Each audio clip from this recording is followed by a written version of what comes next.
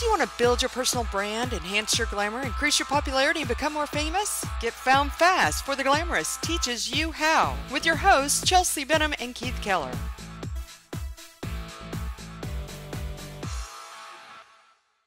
Hi, welcome to this edition of Get Found Fast for the Glamorous, where you learn how to build your personal brand, enhance your glamour, increase your popularity, become more famous. Using the internet marketing tips, tricks, and secrets we teach you. I'm your co-host, Chelse Benham, and I'm speaking to you from the great state of Texas. And I'm Keith Keller calling in from Melbourne. It's winter here, it's cold, it's summer there, it's hot. They call it down under because we are upside down, where everything is in reverse. But we've got this global product we're working on, Chelse and I. We're going to really pull apart lots and lots of great stuff. Today we're talking about SEO, search engine optimization. It's a big topic.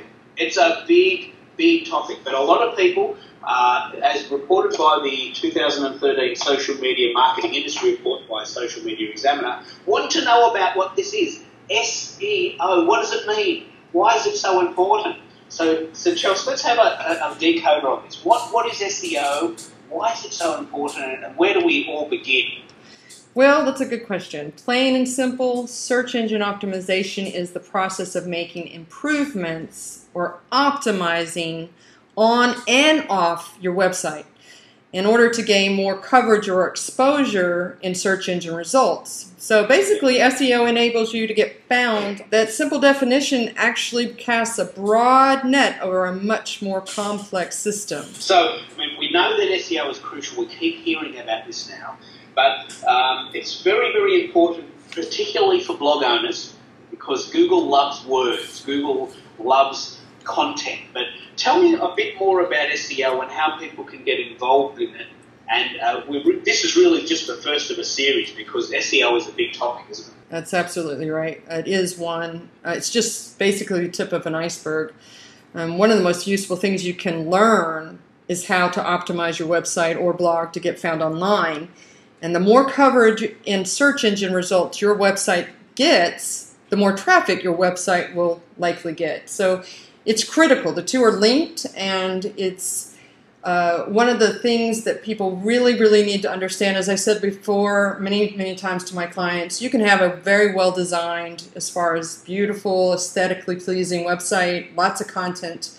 But if you have not optimized that website for search so that Google can find you, then you won't get found, and people will not be able to find your website. And there are millions and millions of websites out there on the internet, so you're really competing in a very saturated marketplace. So how does it work? Tell me about this idea of, I keep hearing this phrase crawling and web spiders and all of this stuff. I mean, tell me how it all works. We're gonna break it down today, but I want to work on a phrase that I was once told by my original web designer, who said that I had a Mona Lisa in a paddock. You've got this beautiful painting sitting in the shed or in a paddock.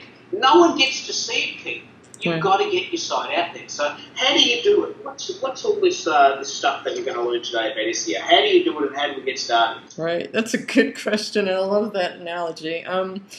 Learning how search engines crawl the web and what they're looking for is a major part of the game. If you can really sink your teeth into that and understand that, you're going to win in this game of SEO. Because the prime directive of any search engine is to find and understand all the content that is out there on the web, and then quickly deliver relevant and authoritative results back to the user based on those keywords that she's using to search for content.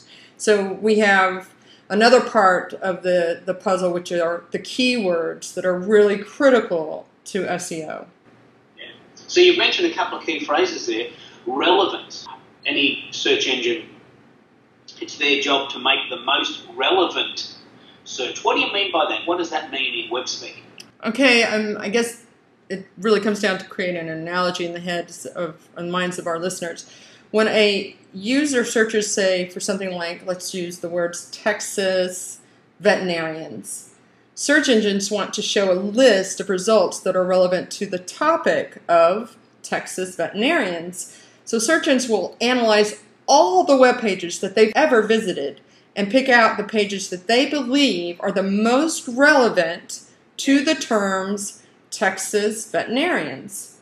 How does that happen? How do they determine what is the most relevant? Is this really the secret, as you call it, the prime directive of making your website optimized so that people can find you when looking for what you do? Is that what it's all about? Yeah, it is, and it's a good question.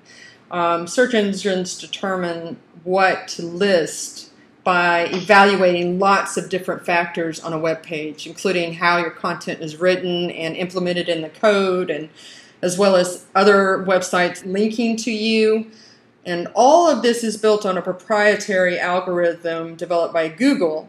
And there are, of course, other search engines out there like Bing, but we care most about Google because it's the largest search engine in the world, owning 67% of the market share of search. So we care what they think and how they want to see us listing or optimized so that they can find us. And as I said in that earlier example that I gave about websites that describe themselves, say Texas veterinarian, and display complementary content that supports that statement, they rise to the top of a search engine. And in a fraction of a second, a search engine is able to rank all of those web pages in order of relevance to the keywords Texas veterinarian that user has typed in. And this is important to understand because search engines make a clear distinction between content that's about Texas veterinarians versus, say, Texas animal hospitals or phrases like pet care. The specific results related to those keywords are the strongest ones. They're the ones that rise to the top. What we're looking for there is complementary content that is relevant but to the search that people are looking for. How do you do this and how do you embed that into your own website so that you can be found? It's just amazing how sophisticated they are now. Search engines, especially Google, they're able to understand quite a bit about the semantics and thematic connections between words and concepts on the page itself. Google searches content on pages and reads text surrounding keywords that are placed on a page to see if that content is agreeing. There's no misleading the user into believing that the keywords that somebody's placed about their website really are relevant to the content that's on that website. So for instance, if you're selling Russian dolls as an example, but the text surrounding the keywords for Russian dolls are actually for dog crates, just something completely not agreeing, there's a strong disagreement between the keyword and the context, and Google doesn't like that. Google wants to see agreement inside the content on the page, on the web page, that matches the keywords being used to describe it. That's what we're talking about with this kind of complementary content and agreement that has to take place.